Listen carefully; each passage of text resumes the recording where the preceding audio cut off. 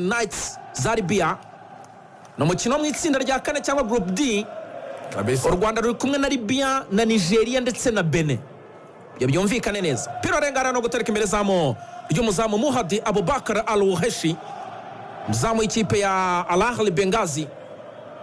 Akameze aragapasa neza cyane ku muvandimwe mugenzi wa Yusuf Ibrahim Al-Musrati, atera umupira muremure cyane. Sanze chef.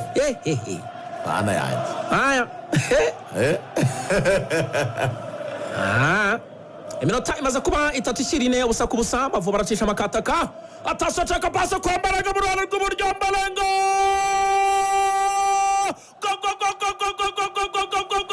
kuraho Amavubi Falaler fitira Mbaraga zamura umupira mwiza cyane ariya, shakisha mu nshuti inasabashyira mu twumpira niyo ugera uragenda abanyaribya bakuraho uburyo bwiza cyane. iyi Libya y'abakinnyi cyane irakinika. Kroy ikipe irakinika, Amavubi atirangayeho. Amavubi nakina akagira komposha agatuza bagahererekanya bakubaka ikipe iratsindwa. La dear friends, ariko iki habaye bigisha imyuga atasaga tontre imbere izo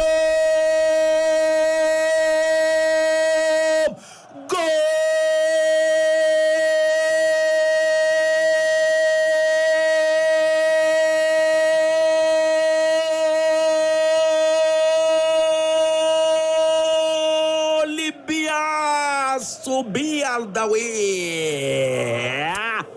aterekamo bita Subi Aldawi, shenga mwire Kevin bamukubita one touch in the umupira arazamuka bita Amanzi Thierry aza gukora kuvertire biranga umupira hari muri angle fermé fitina Ombarenga agenda gahoro cyane umupira baramutwara y'u Rwanda baciye nikoza rya fitina. Uyu ni umwataka we Subi Aldawi, umusore w'imyaka 20 yavutse tariki 8 z'ukwa gatandatu 2004.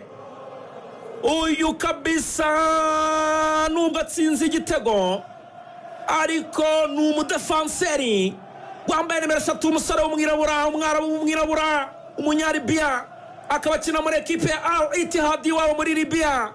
Iminota 16 ikipe y'igihugu ya Libya de Mediterranean Knights kimwe, Amavubi y'u Rwanda ubusa. Claude abuza kabisa imbere zamu rya Libya, fungisha hano agatuza umupira bawukuramo. Attention barazamuka abanyaribia barihuta cyane. Sanad Bin Ali mu ruhande rw'ibumoso, Sanad Bin Ali, Sanad cheka pasa gati mu kibuga. Marius Falcoha kinaza cyane, subiza umupira inyuma gato cyane wabo. No kwanga muri abo bakinnyi ba Libya bose Claude uko ari 11 bakina imbere mu gihugu, bose ko ari 11 bose bakina muri Libya imbere mu gihugu. Noneho n'abagize gute bose n'abasimbura bakina imbere mu gihugu. Izi kipe zazo zifite shampiyona zikomeye cyane. Nta mukinnyi n'uyu n'umwe ukina hanze ya Libya wigeze witabira uyu mukino, bose bakina imbere mu gihugu. Yes Manzi Thierry cyane akabi cyane gara control sana cyane kandagira uwo bita Mwireke Ferrero. Attention reka turebe tanga exterior neza cyane Mugisha Bonner gundagurana. Attention sunikana pirara wirengereza no kurengurwa n'ikipe y'igihugu ya Libya. Sifuza aravuga ati ni wowe wawurengeje karita y'umuhondo. Uko zite turagaruka muri half time show, ni kimwe cy'ikipe y'igihugu ya Libya de Mediterranean Knights ku busa bw'Amavubi y'u Rwanda.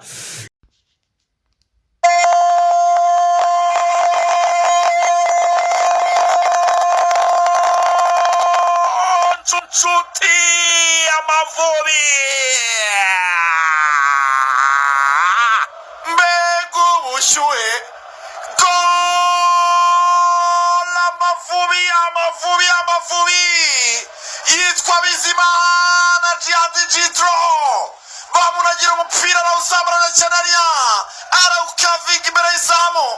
Abadefanseri bari besidi cyabarangaje uwabita Nshuti Innocent bacomoka arabinjirana ashyira agatuza Rwanda n'umupira muri file.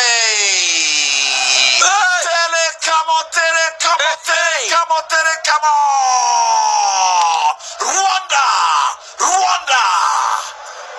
Amavubi igitego cyiza cyane giturutse ku mupira wari urenguwe na Ombarenga, awurengurira kapiteni Bizimana Djihad mu ruhande rw'iburyo kabisa muri iyo nguni, azamura umupira avuga ati ntawamenye wasanga hari umukinnyi uriyo, uwo bita Nshuti Innocent, umupira ushyira mu gatuza agwana nawo mu nsundura kabisa. Igitego cy'umwataka, igitego cyo gukanura, igitego cyo kuba maso muri box kabisa. Bien Nshuti, très bien joué kabisa Nshuti. match rero nibwo yaryoha sasa, match nibwo yatangira.